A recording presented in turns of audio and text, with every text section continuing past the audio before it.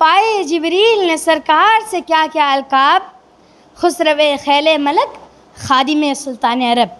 حضرت جبرائیل علیہ السلام نے میرے آقا صلی اللہ تعالیٰ علیہ وسلم سے کیسے کیسے القابات اعزاز میں پائے ہیں، تمام فرشتوں کے سردار بھی بنے، اور اس سے بڑا لقب یہ کہ عرب و عجم کے شہنشاہ صلی اللہ تعالیٰ علیہ وسلم کے تابع دار غلام بھی ہوئے۔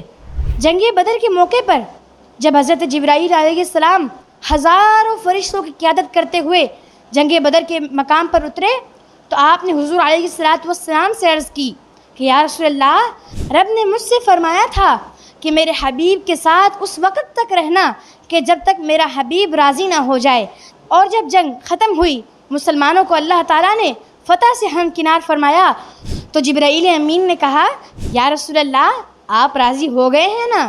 آپ نے فرمایا ہاں میں راضی ہوں۔ جبرائیل واپسی چلے گئے۔ ثابت ہوا کہ جبرائیل امین امتی بھی ہیں اور غلام بھی ہیں۔